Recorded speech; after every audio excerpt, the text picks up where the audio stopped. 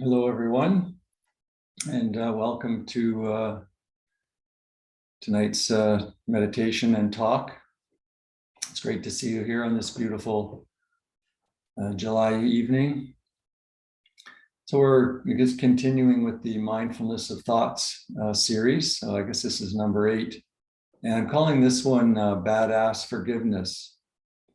Sorry if the potty mouth offends anybody. I come by it honestly through a long lineage of potty mouth people. So,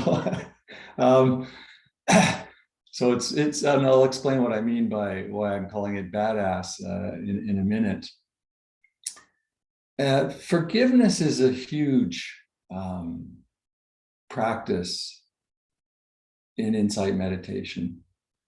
It's very important and very central in this practice. In fact, when I started my Dharma teacher training with Matthew Flickstein, he started right away with forgiveness practices. He said, before we do anything else, let's look at what resentments, he used the term resentments. Let's look at what resentments you're holding that will get in the way of the practices that he wanted to explore with us. So we really spent some important time doing that key for those key forgiveness practices. So I'd like to just I'll just scratch the surface a little bit on some of this tonight. First of all, it's not about forcing some kind of accepting of others, even though they've done some harm to us or some others. It's really got nothing to do with that. It's not this kind of I'll just force myself to forgive this person because it's a very spiritual thing to do. It's not that. It's not what the practice is about. It's really a practice about healing our own resentments. So it's all about us again, not about them. They'll get there. The karmic results will occur to them, and I'll talk what I mean about that.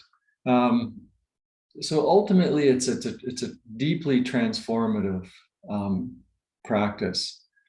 At a sort of first step level, it allows us to see our resentments, see through them, and it's kind of clear the way for the deeper insight meditation practices.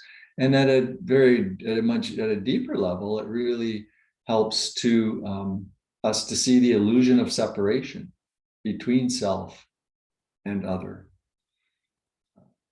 The separation between self and other is transcended when we do forgiveness, when we practice forgiveness. So resentments and grievances can really block the practice at a very basic level, and it can really block us from seeing our true nature at a much deeper level.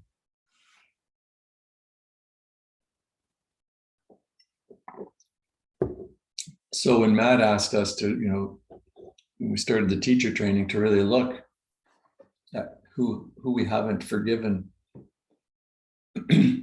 it turned into quite a deep and transformative practice. So I invite you, is there anybody that you haven't forgiven? Is there something out there that you haven't forgiven? Just to bring that to mind, and to make this perhaps more experiential, you could even keep that person in mind as you listen to the talk. Feel perhaps the anger, if there's anger or resentment towards the person as you're listening to the talk. Is there anyone you haven't forgiven? Perhaps a parent, a friend, an ex, anybody.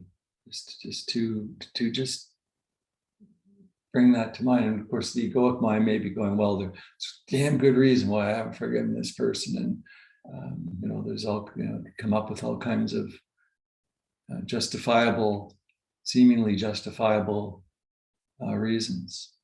So in many ways, the first step in this practice is to acknowledge perhaps our unwillingness to forgive. And to really look at what are the believed thoughts that are arising that elicit this unwillingness to forgive, this emotional reaction, which is just a constellation of believed thoughts and that are all mixed in with emotional reactions that surround this kind of grievance or resentment that you may be holding on to. So really kind of feel into that. If you have brought somebody to mind, feel into that aspect of it, the believed thoughts, see the believed thoughts, see the emotional reactions. Just kind of stay with that as we go through this talk. As I've said in the past, without forgiveness, we remained kind of chained to the past. Right? This, you may think in our the personal, the psychological mind may be thinking, well, I'm punishing this person by not forgiving them. That somehow it's part of their what they deserve. But really, they don't really know what it's your mind, right? You're simply chaining yourself to this past. We remain shackled, or kind of almost chained to the past. Like we're pulling around this chain, this heavy weight that's chained to us, and we're constantly pulling it around. Lily Tomlin once said that forgiveness means giving up all hope for a better past. Forgiveness is a way to move on. So it really is kind of at a very basic level, a way to move on, to sort of cut the chain that's shackling us to the past. So like compassion practice, it's not about denying or suppressing or condoning what someone has done in the past. This is really important because this idea of this could be a big block that if I forgive this person, I'm somehow accepting that what they did, or I'm condoning what they did. That can be a real block. It's nothing. It's got nothing to do with this. Remember, just because you forgive someone doesn't mean you're letting them off the hook. Right? They're going to experience the negative karmic effects of their actions.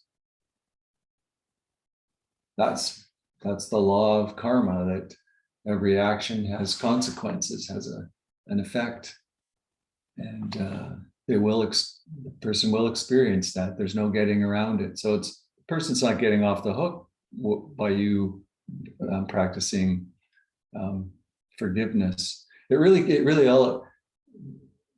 What it does is it removes you from the karmic circle, right? You're not now embroiled in that karmic mess. You just kind of you've stepped out of it. So you're not letting the person off the hook. You're not condoning them. So I think that's important, just to to remember that when you're doing, beginning to do forgiveness practice. And remembering that, people that act unskillfully or cause harm are simply acting out of their own unconsciousness. And we've all done that, right? We've all acted out of our own unconsciousness. Told the story about rolling down the window and yelling at the convoy demonstrators. I literally lost my mind. Like I can, and before I came back into form, into my body, I realized what I had done. I was acting out of unconsciousness. So we all do that at one time or another. And we're really merely seeing that can also help in the forgiveness practice. That seeing it as part of humans, of what happens when we're unconscious human beings.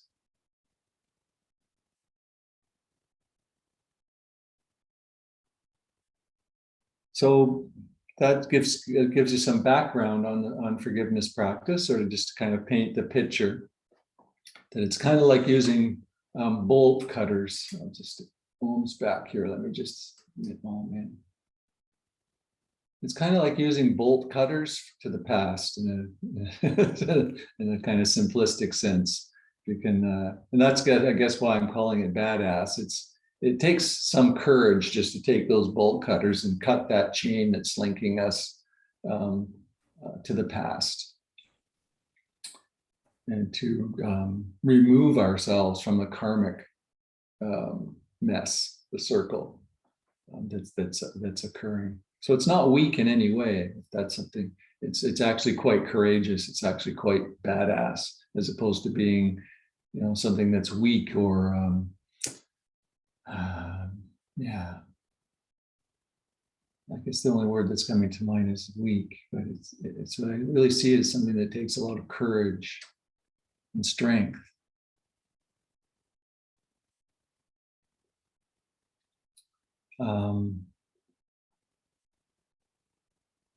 So, it can be as simple as kind of realizing that what someone did is not okay, but I refuse to be connected to it anymore.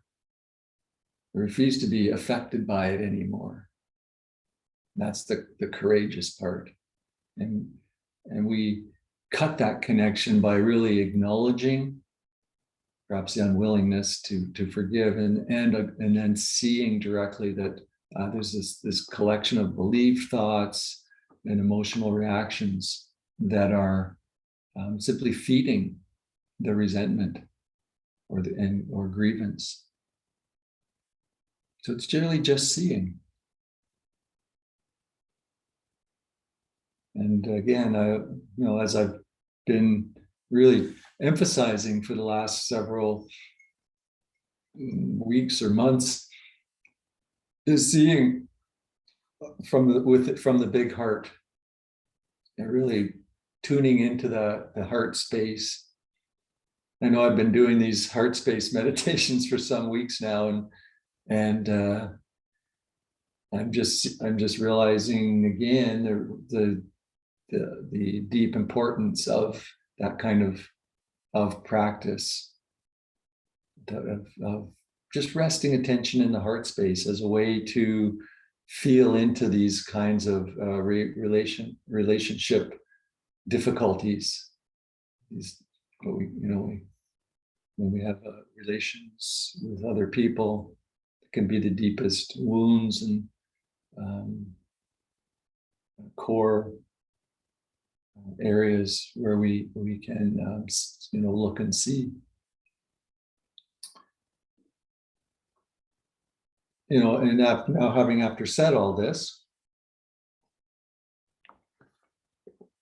it's not really something we do.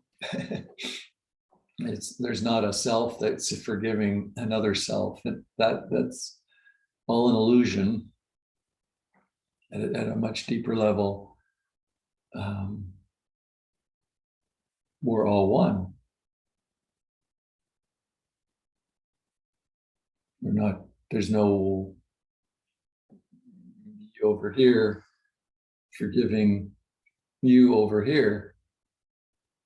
There's just the one seeing what's unfolding. So it's not something we do in that sense. It's not, there's not a self that can forgive another, or another that even needs forgiving.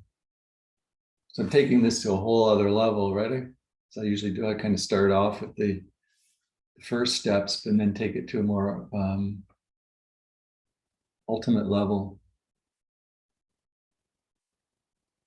So for me personally, my practice is just by letting things be, not believing the thoughts that are arising, then forgiveness just naturally occurs. It's just it's almost like the mind just returns to homeostasis. Is that the right word? To a balance point, and all on its own. There's nothing to do except let things be, to just see what's unfolding. If we leave the mind alone, it will come into balance and harmony all on its own. So it's something we do. It's just seeing. And there's no hidden agenda around the seeing. So we're not just seeing so that something will happen. We're just seeing with no agenda. The mind comes into this balance, this homeostasis. It's like if you stop shaking a glass of muddy water and you just let it be, the mud all settles to the bottom and there's clear seeing. Just leaving the mind alone, like you would that glass of dirty water. Just let it be. No need to shake it and stir it and move it and adjust it.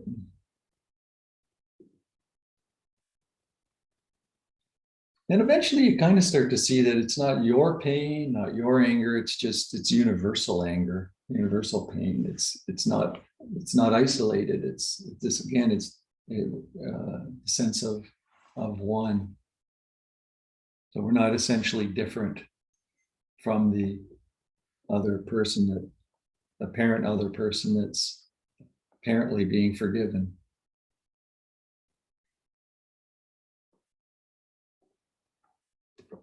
We had a friend visiting who worked in the Philippines with us many years ago when we worked there.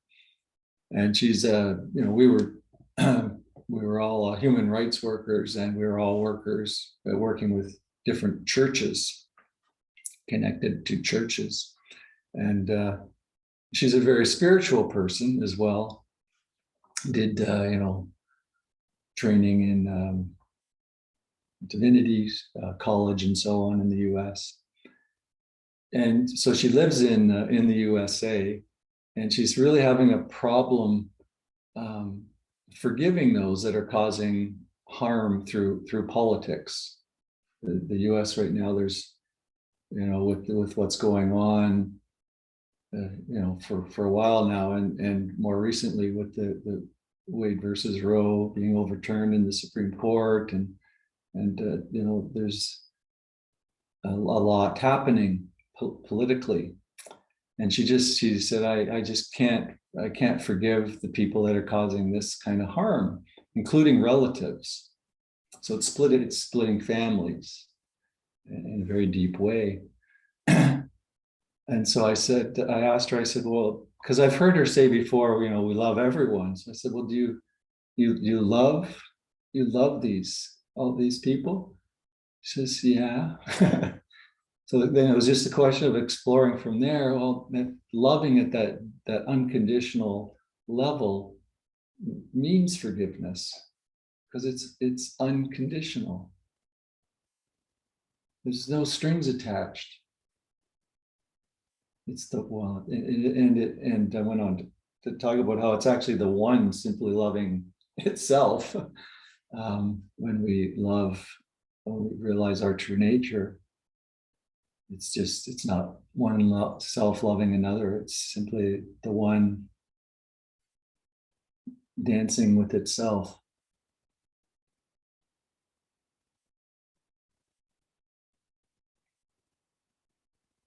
I like that. The one dancing with itself, the one loving itself.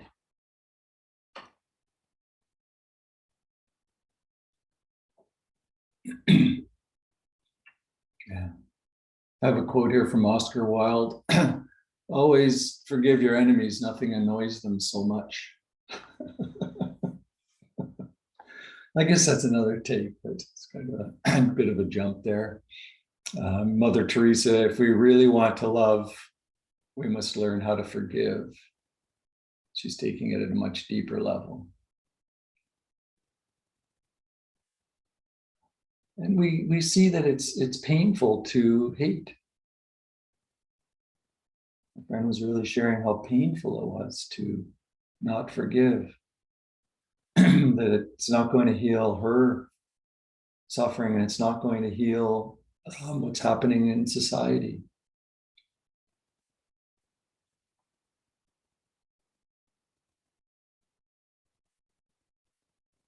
I think we could probably have a whole series on how to have dialogues in this politically charged environment. I think if I was definitely in the USA, I would have to explore that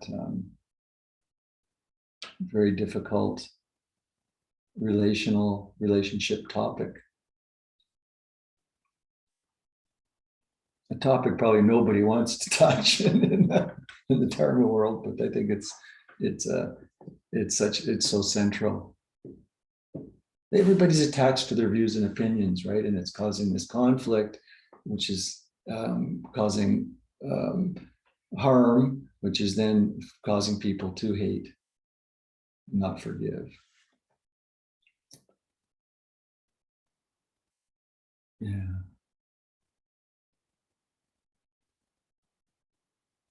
So we acknowledge what's unjust and we acknowledge what's harmful. We're not condoning. Remember, that's part of this. Doesn't mean we accept everything that's happening and condone everything that's happening. I wouldn't have been a human rights worker if I did, right? I wouldn't have been out there documenting human rights abuses. We recognize injustice, harmful actions of the past, the trauma that it's caused. And we also understand the conditions that brought them about. And then we practice badass forgiveness.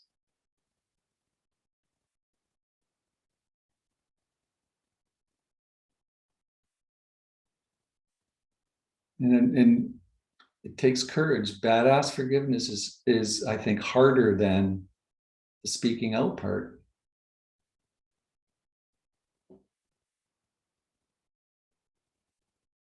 So there's a real strength. We forgive and then we announce, I will not allow these things to happen again. So we resolve to liberate the past and not carry any resentment or hatred in our heart as we move forward.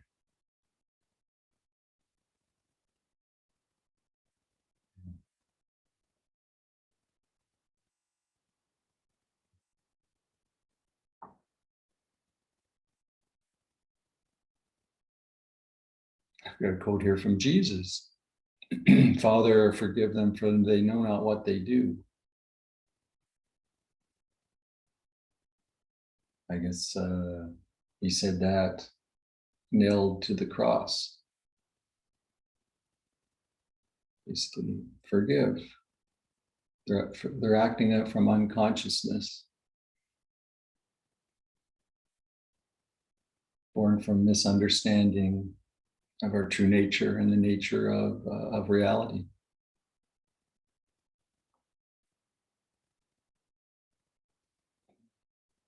I think I'll stop it there, and I'm sure there must be some questions or comments.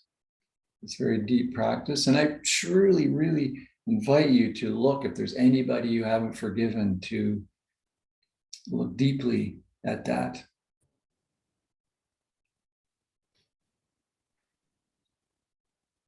It's perhaps the greatest gift you could give yourself right now.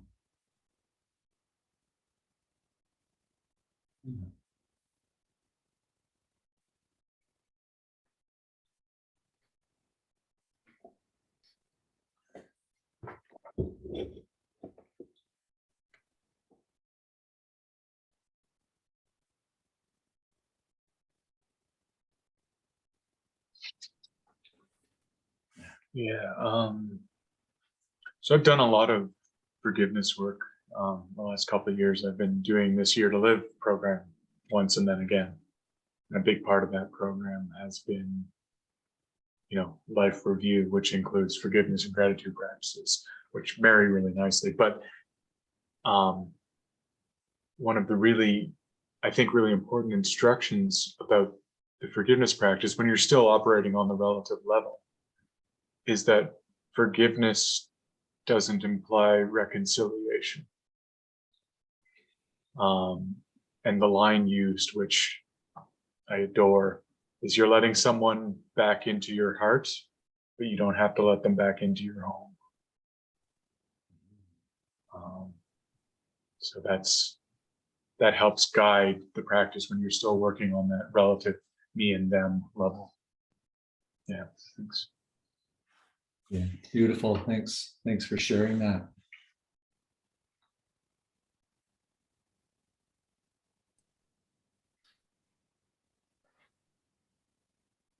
Yeah, there's a the people heard the guest house poem, welcome, put out the welcome mat, let everybody in. There's actually a rebuttal to the guest house poem that's out there. I can let them in, but I'm not gonna give them a chair and a tea, and I'll let them into my heart. It's got that kind of let them into my heart, but I don't have to let them into my house to have tea kind of ring to it. Yeah, very, very very good, very deep teaching, as you say, at the relative level or any level.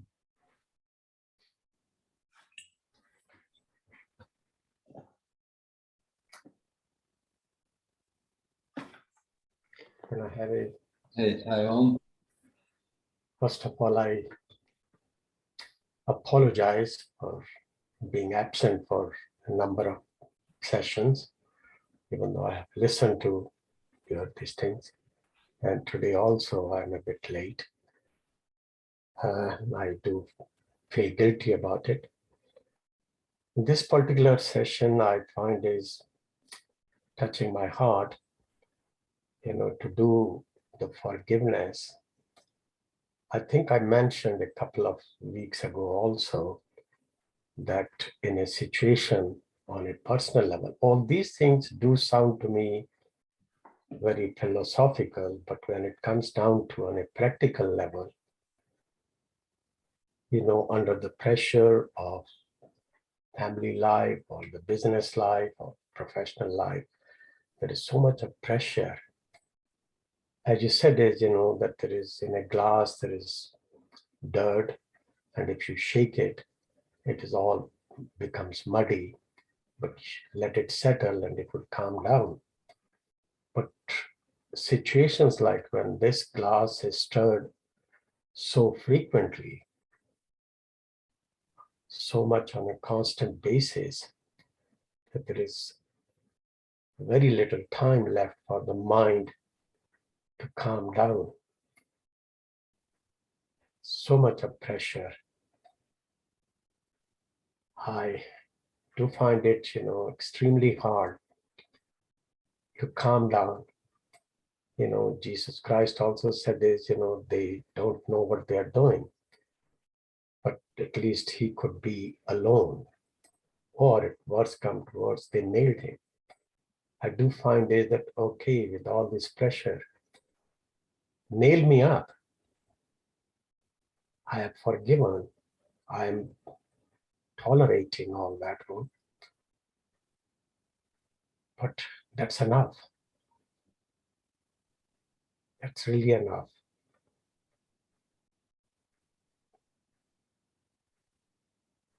Can't say more.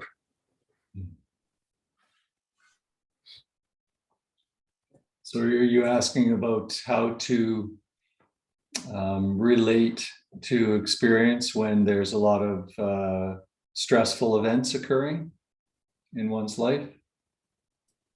Exactly, yes. Yeah. And the stress of daily life, work, whatever it might be, whatever's going on in one's life seems overwhelming, causing an overwhelming level of stress. Thanks for that, Om. Yeah, and so the forgiveness practice is one practice. There's other practices that can be also helpful in the case of facing overwhelming stress, or just a lot of stress in one's life. And sometimes I like to say we don't always have to jump into these very deep practices that I often talk about here, about seeing our true natures. Although that seeing our true nature for certain releases the stress, but at times what we need is just something to soothe ourselves. I I like Epsom salt baths. Sometimes I'll put on music and just fill the tub with warm water and Epsom salts, and that's my meditation practice. And that's really all what I'm doing there is I'm kind of soothing the soul or soothing the spirit, and just allowing that to be, because it just the personal self feels like it's just being bombarded from so many directions. And so this is a way of soothing. But sometimes I do meditations that are more soothing too, or I'll just lie down and I'll envision air coming through the top of my head and going down my spine and coming up to the top of my head. And I find that is a soothing practice. Or sometimes it's, a nice walk or some yoga practice or something where I'm moving. So these are just kind of other practices that can really help us relate to this bombardment of external stressors that are happening in so many of our lives. Yeah, there's a series on the website. I think I call it trauma, but it's for, my perspective is we all have trauma in our lives, and so these kind of soothing practices are a very necessary part of the practice for everyone, and often at different times in our lives, right? More so than other times. If people notice that it's something that you kind of flow in and out of. Yeah. So insight meditation is one thing, right? We just accept everything as it is, and you don't manipulate what's going on. But of course, there's other practices that can also be helpful in that, and even a warm cup of hibiscus lemon and peppermint tea. So speaking in front of a group has a certain amount of stress to it. In fact, I think it's rated, the fear of public speaking is higher than the fear of death on people's rating of fears. It's the number. But I find if I have this nice warm tea, my mouth gets a little dry, right? Because that's a bodily reaction to the stress, and the warm tea in my hands is soothing. So it's actually a practice for me to have this particular, and this tea is actually a concoction that is meant to soothe the nervous system. Hibiscus, lemon, and mint. Nothing. It's just the combination is a beautiful stress reliever for me. So I know I'm kind of going on, but I'm just trying to point out all the different ways that we can engage in this practice. It's not a cookie cutter, and particularly when we're dealing with a lot of stress in our lives. I'll leave it there. Well, thank you. I really appreciate what you're saying is, and in my personal life, I have, taken that and I do it quite a lot. But then when after that one comes in, also you have looked after yourself. Now what happens to me? And at times now it is becoming, those kind of cynical remarks or very abusive taunts. Now it has become so difficult that even during my very peaceful moments, I start dreading that what will happen after it. When I'm out of it, I'm going to be spanked. That why didn't I attend to the other commitments or so? Am I escaping? It's really hard, really hard to describe. I know it has got to be dealt maybe on a one-to-one level, but going through, even attending these sessions is a sort of very hard, as if I am escaping something which I must attend to and look after my own peace of mind. But what happens to the commitments?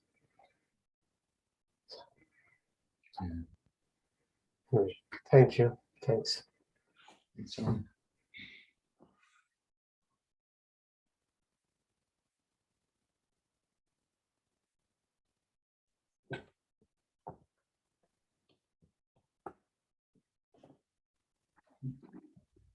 I heard it said from somebody somewhere in the last few months, and it stuck in my head, and I've been trying to work with this. They said, behind all resentment lies a sense of entitlement. I thought about that, and I thought about some of the situations where perhaps I haven't extended forgiveness. And I started questioning, what is it that I feel entitled to? What do I feel I'm owed? Maybe from the other person's perspective, they were doing what they felt was right. Maybe they slipped up. Maybe they made a mistake. But questioning what I feel I'm entitled to, I think, it seems to take a bit of the edge off and makes me a little bit more willing to get to that forgiveness. I agree, it's hard. But I find that it's helping me. So I thought I'd share.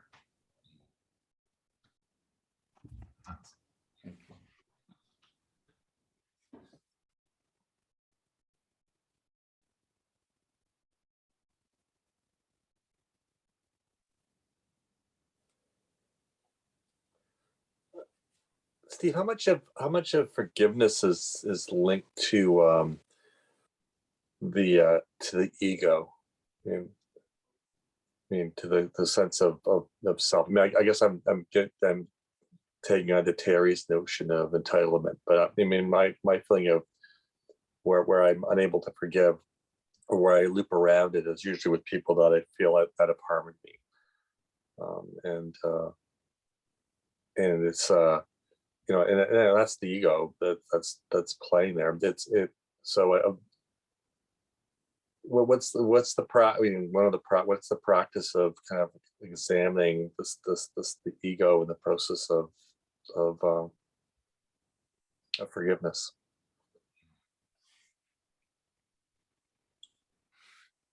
Well, it's the egoic mind, or the psychological self, the personal self, whatever we want to call it. It's that sense of I or me, little me, as I've called it at times, that believes the thoughts that are arising, that the person should have acted in a way other than the way they did.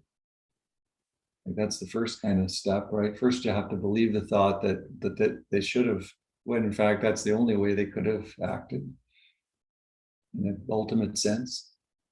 So it's the egoic, it's entirely the egoic mind believing the thoughts that are coming up with regards to the situation, the sense of there's a separate, two separate selves as well, right?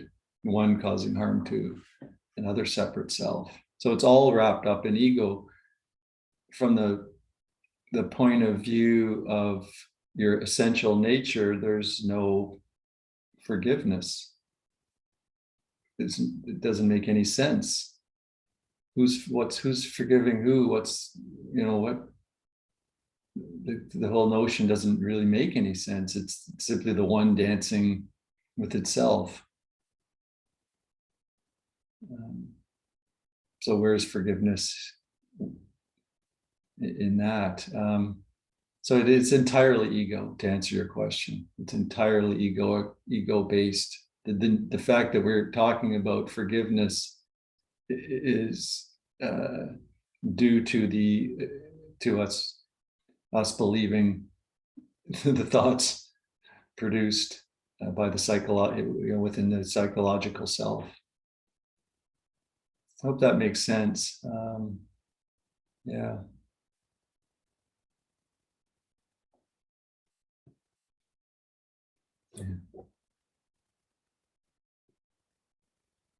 My brain's not producing a lot of insightful thoughts because I went to Blues Fest last night, and then I went golfing for the first time. So it's like, my brain's all kind of fogged up from the two experiences I haven't had in a long time or never. But yeah, that's what's arising in my mind as an explanation. There is no forgiveness in an ultimate sense. It's all within the realm of the egoic mind. Yeah.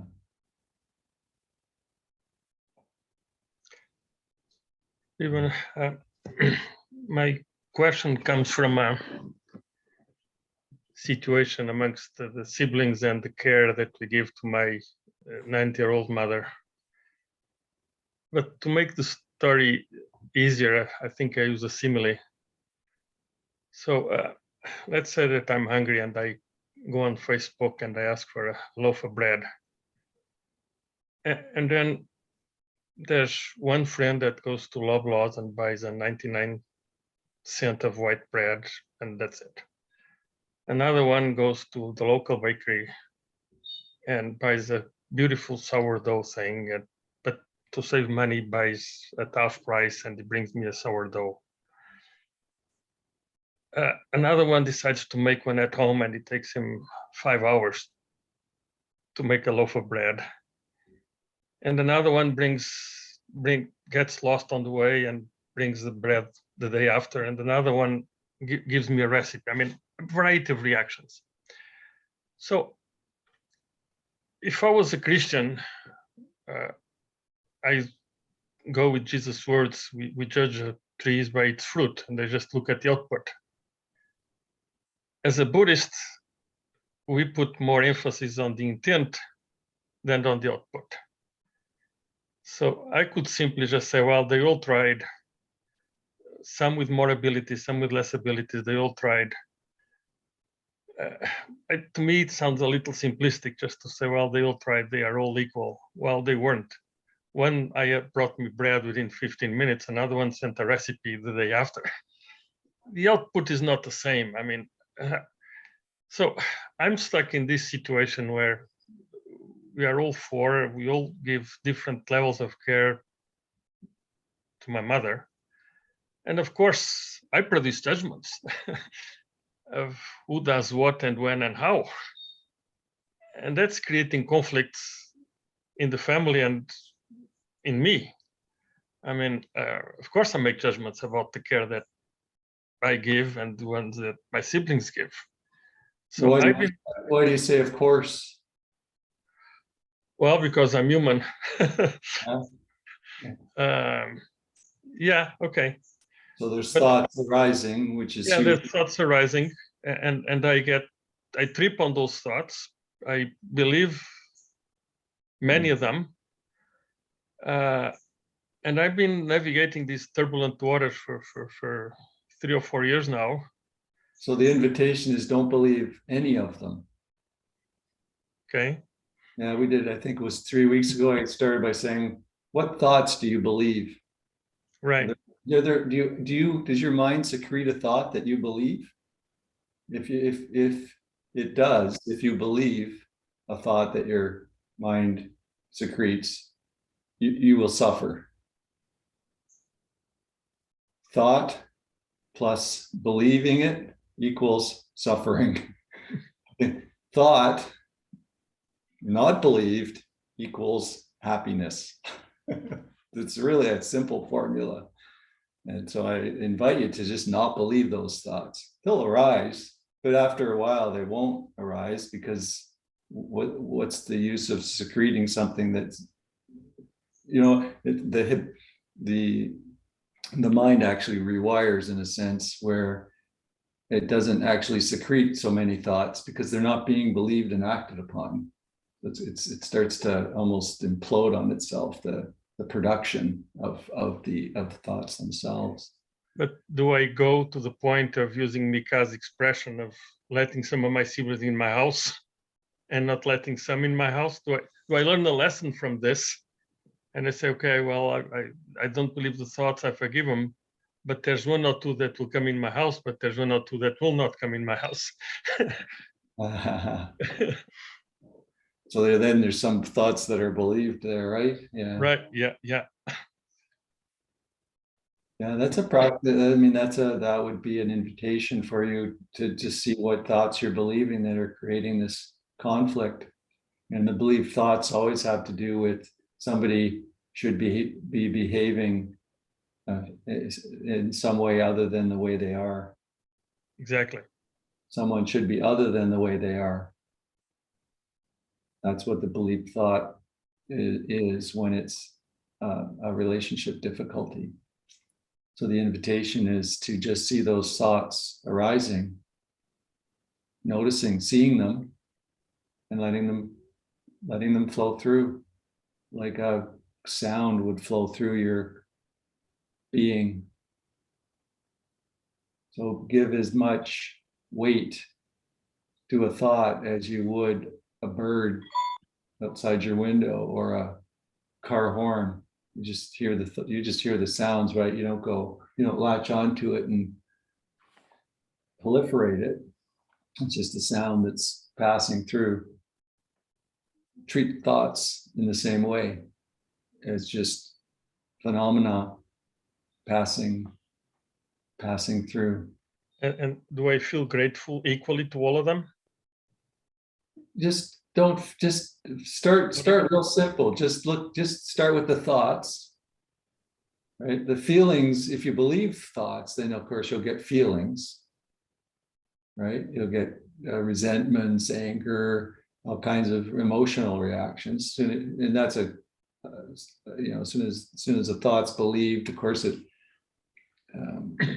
it causes suffering, and the suffering is the anger and the resentment and the grievance and so on. Don't worry about what happens next.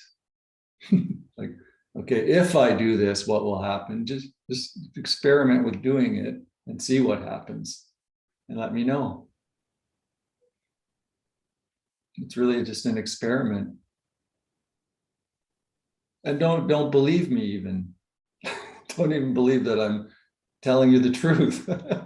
You got to try it and see what happens when you just let the thoughts flow through. Okay. Yeah. Sure.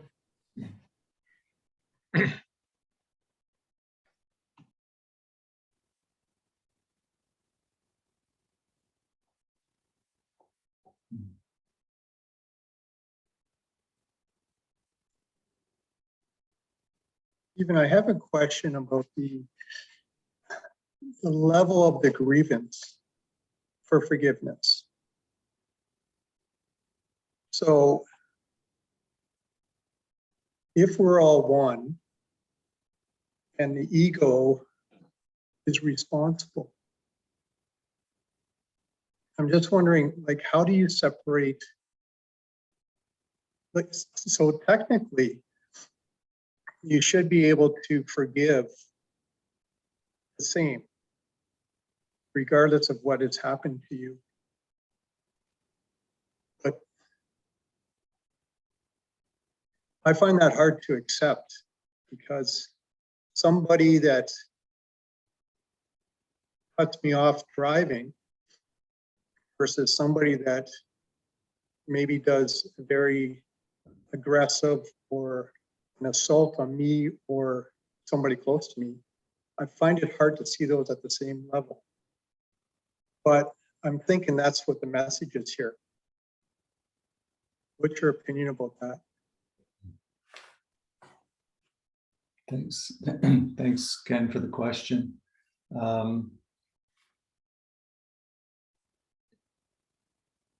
Yeah, the degree of the harm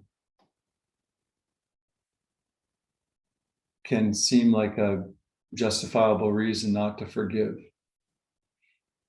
And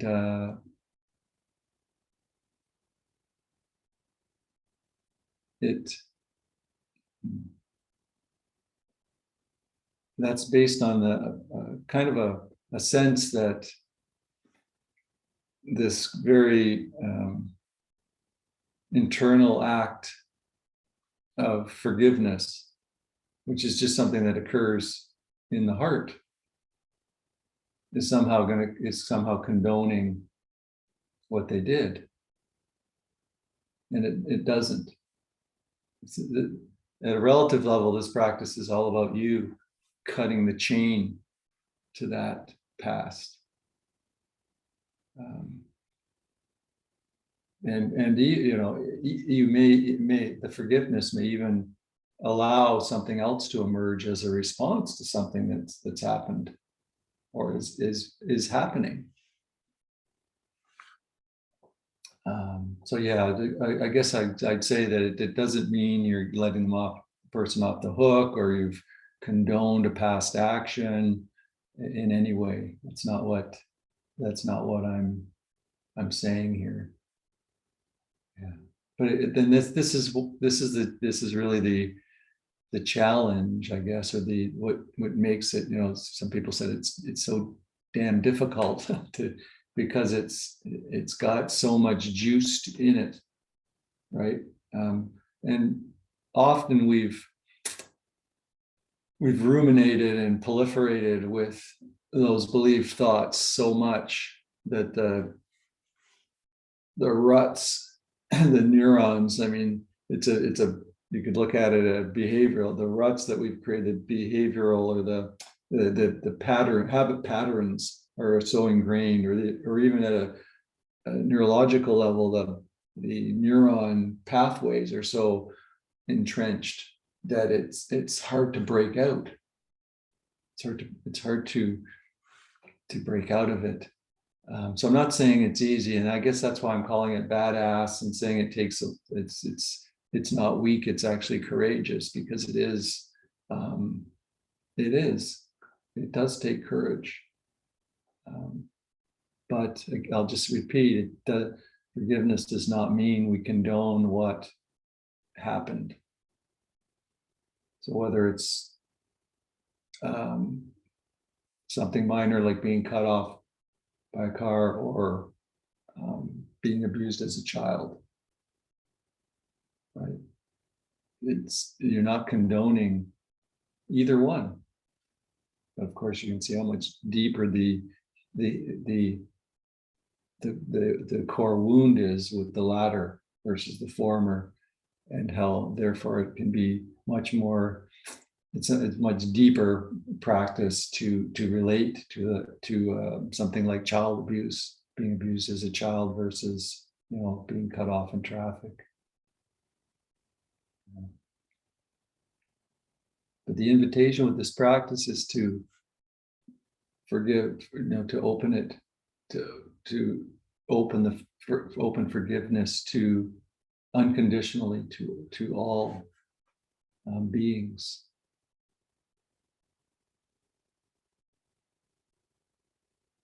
Thanks for the question.